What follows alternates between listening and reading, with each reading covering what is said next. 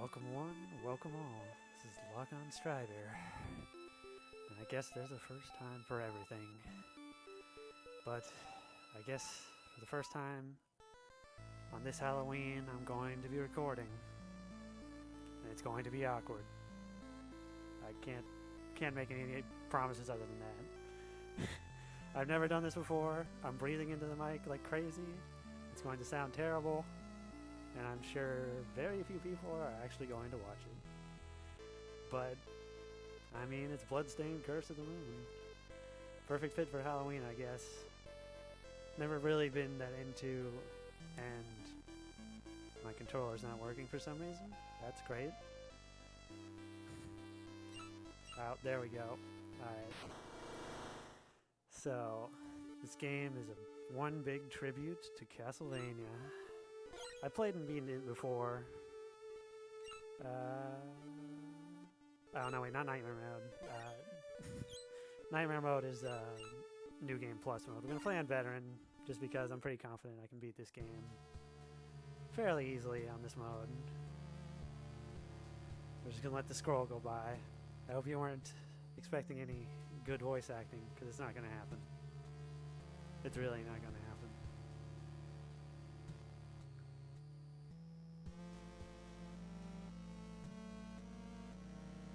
Kind of a vague opening anyway.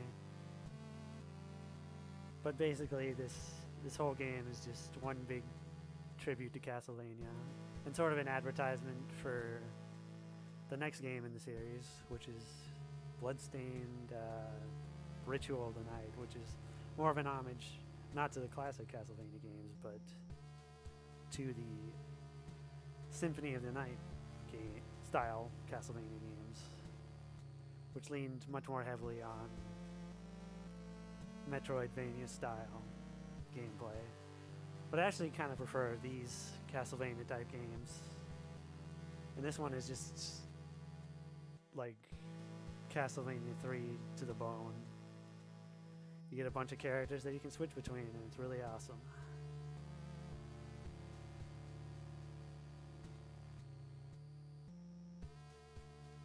Alright. Okay, I'm tired of waiting for this. Let's get started. Moonlight Temptation. Now, if you don't know how classic Castlevania functions, basically there are floating candles that you hit that drop items. In this particular game, the blue potions you get are weapon energy. The red hearts are obviously health, but that's kind of weird considering in the original Castlevania, hearts were ammunition, not the blue things. So it's kind of weird that they sort of switched that around in this game. Alright, can I pull it off? Nope. If you do that right, you can actually skip this lower area, but now I have to go down because I screwed it up. Blue candles always contain special weapons, which is a big improvement over the original Castlevania, where you really couldn't tell whether the candle had a weapon or not. And because they would immediately replace the weapon you have, it would be really annoying. There's a secret area over there, but you have to be on New Game Plus to go there. Each of the characters has like different areas they can go to, and Zangetsu can't go over there. And you should always follow these guys, because they always point in the right direction, or at least the fastest direction, most of the time. They're not always right.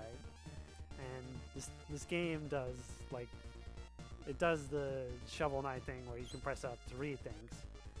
Seems you can use sub-weapons with the Y button, however, that would require weapon points. If I destroy lamps, perhaps I can find a magic potion to restore my weapon points. I guess that's Zangetsu talking. I also understand that different colored lamps contain various sub-weapons I can use. Even so, I remain devoted to the sword. Alright, we got the good weapon. The whip. Which is kind of weird, it's a sub-weapon, but I guess Zangetsu just prefers the sword.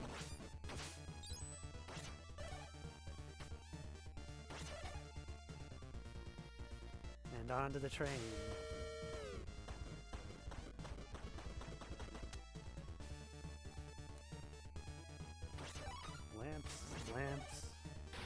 keep moving forward.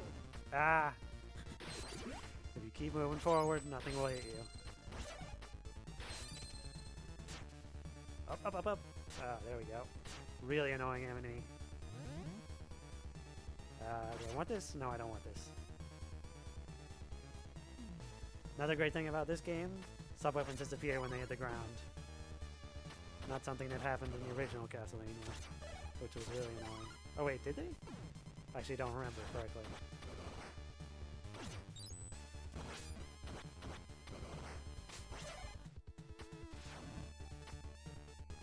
These tower enemies are kind of like the skeleton dragon head things from Castlevania 1 and other Castlevania games. And then we got this crazy, once again, crazy, probably not NES style, probably not possible on the NES sort of enemy. But we can use this to just take him out real easy, or not. Well, there we go. Well, at least I know I won't actually die on this stage, which is good. At least I hope I won't die. The boss is coming up, so shouldn't be too difficult.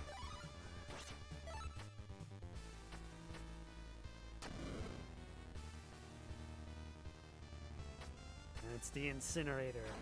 I actually don't know what this boss is called, but that's what I would call him. Ah, missing everything. Good job. Ah. Well, should have known the recording curse would have got me there.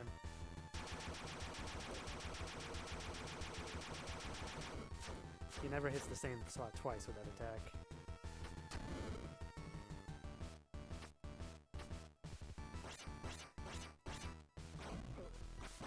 Yep. Died. Not too bad, though.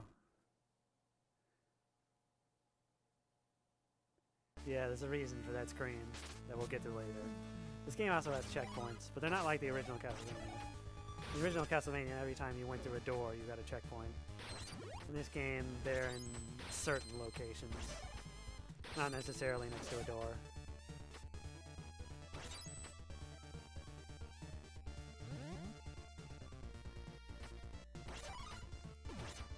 Actually, we'll take this.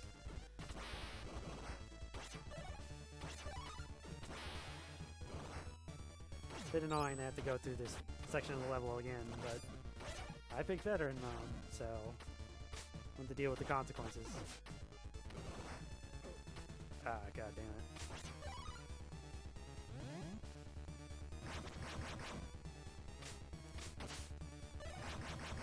That kind of freaked me out there for a second. That was weird.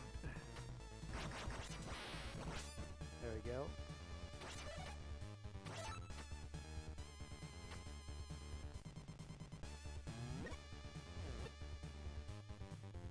Grab the health, grab the energy. Let's see if we can beat this boss again. Oh well, not again, but... Well, it's again for me. It's not necessarily again for you guys.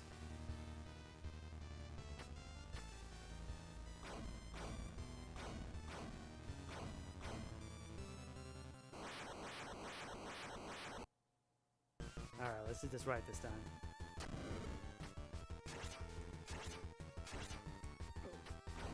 Or not. Alright. Get ready to dodge some fireballs. Never lands in the same spot twice.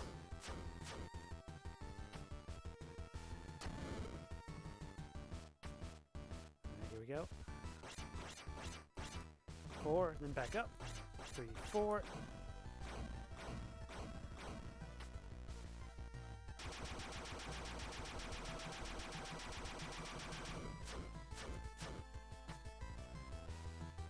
This is the safe way to do this fight. Kind of use the physics to your advantage there and just jump.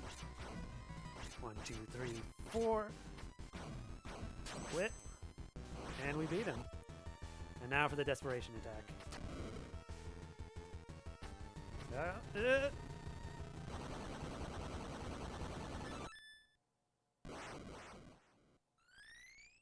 dropped like a fat bean.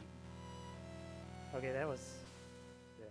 If you get that reference, good on you, but... I feel like that was kind of lame. Ah, jeez.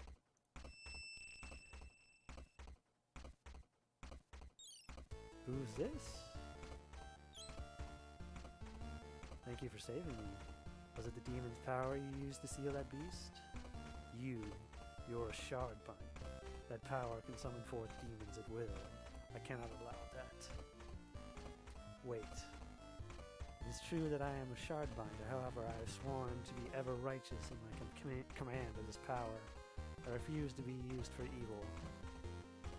Then show me the proof of that determination in battle. Miriam has become an ally. And now we get to learn about switching characters. With new allies, it appears I can use the LB and RB buttons to switch places with them. No one is without strengths and weaknesses, but I make good use of my allies. I can traverse seemingly impassable terrain whenever I reach a crossroads. I will take the shortest path without fail. If I come to a fork in the path where I can't determine the shortcut, I follow the remains of fallen adventurers to lead me in the right direction. Each of my allies has their own stamina. If their health gets low, quickly switching places would be a wise idea. This type of sub-weapon that appears when destroying lamps can only be used by a certain person. It seems no one else can even pick them up. I like how at the beginning of this I said I wasn't going to do any voice acting, and now I'm doing voice acting. Whip smash. High jump. Slide. Yeah, so those are Miriam's abilities. She's basically like... She's basically Simon Belmont, but better. And of course the next stage is built around her, so of course we're going to be using her. Frigid Hell. It's a nice level. It's also a nice level. I'm sorry for making dumb puns, but anyone who can make a dumb pun is good in my book.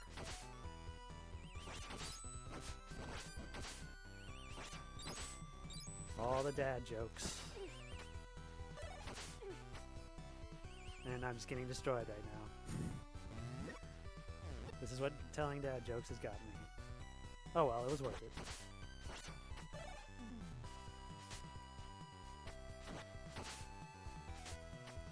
Alright.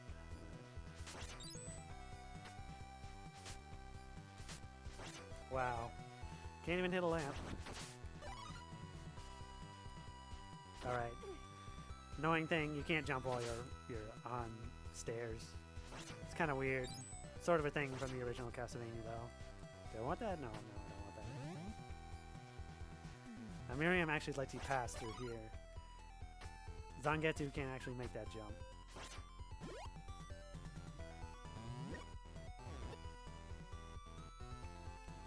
Now, I haven't talked about this before, but there's actually another way you can play this game, but it's much, much harder. One thing you can actually do when you meet the partners is you can kill them. Sort of like I just did there, but not exactly. You can kill your partners instead of accepting their help. And Zangetsu gets extra abilities whenever he does that, which allow him to traverse the levels in new ways. But he's also locked out of being able to traverse levels in other ways. And there's sort of like a Zangetsu solo run, but it actually makes the game much harder. Also, we just got the best item in the game. Or rather, the best weapon in the game. I don't know what it's called, but I just like to call it the Kaioken technique. I don't know. It doubles your attack power, and I just lost it because I'm stupid. Nope.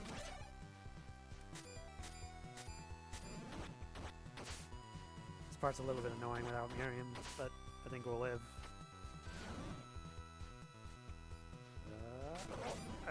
Damn it. Well, that's one life down. Yeah, so you only lose lives now whenever all of your characters die. And frogs.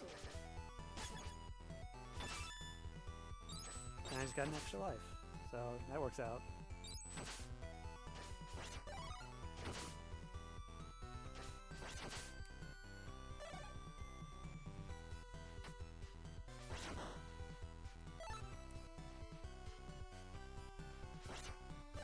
Yeah. I don't think I've ever talked for this long on the internet. Kind of a weird thing to think about. Kind of a weird thing to think that people are actually going to watch this, maybe. Perhaps.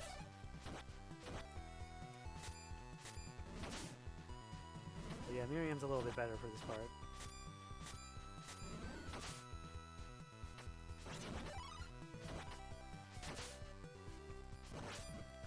Mainly because it's easier to deal with those floating ghosts.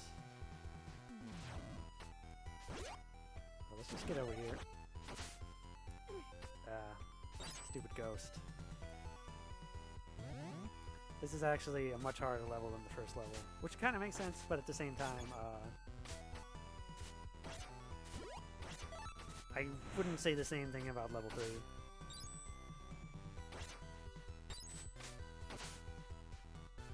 And it's mainly because the bosses in this game are really unbalanced. It's like easy boss, hard boss, easy boss, hard boss. It's kind of weird. I don't want that. Oof. Oof. Double oof. It's not a triple oof, though. Good. At least I killed the ones that mattered.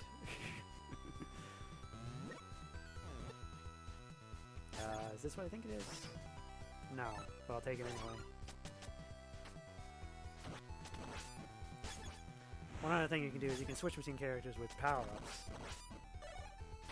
and take advantage of the effects with all characters.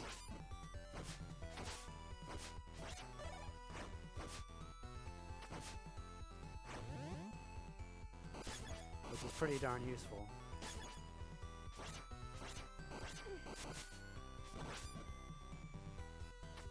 And we have our first permanent power-up. I think this is the first time I've slid, but yeah. She can definitely slide on little cracks like that.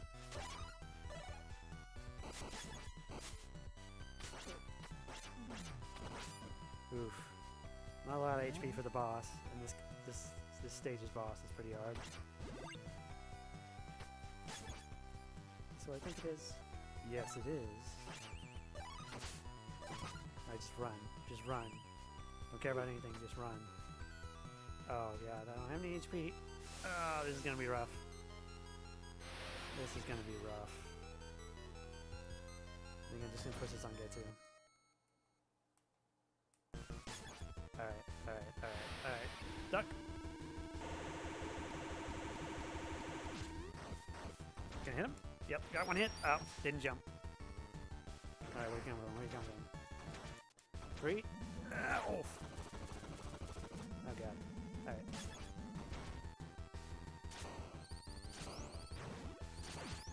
Ah, damn it.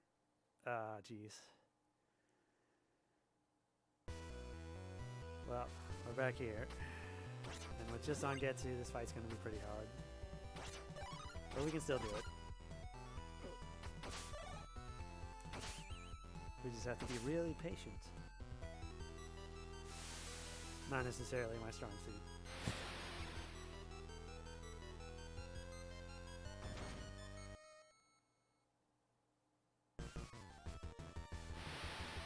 Duck.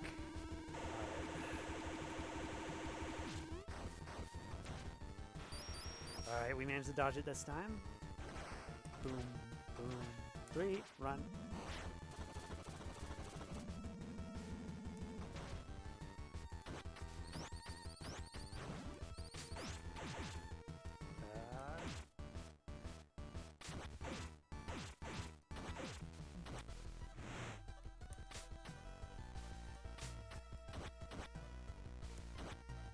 Alright, we might actually win this time. Done a ton of damage. Yeah, this boss tends to stand here. Come on, come on, come on, come on, come on, come on, come on, come on, come on, come on, come on, come on, come on, come on, come on. Got him. Yeah, the double damage thing is really broken. And Can I dodge it? Can I dodge it? Can I dodge it? Ah, no, didn't dodge it. I think you have to be Miriam to dodge that, actually.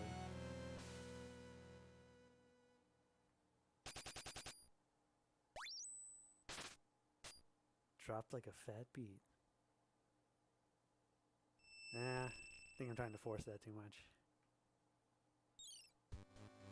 But who is this? That I would be defeated by a demon. I have been thoroughly humiliated. I am Alfred the Alchemist. An alchemist, not the alchemist. Alchemist. We use demons to fulfill your worldly desires. Every achievement requires a fair exchange. Even using demons is sometimes necessary. You have your own goals, correct? My power may be of use to even you. Messing that one up completely. Your existence is unsettling me, but your skills are not without value. I'll leave your head where it is for now. I'm not sure if that's an ally or not, considering how Zangetsu phrased that. But that is it for the first episode of Bloodstained Curse of the Moon. I'm Lock-On Strider, and this has been... Oh, wait. A very awkward ending to this video. That's what this has been.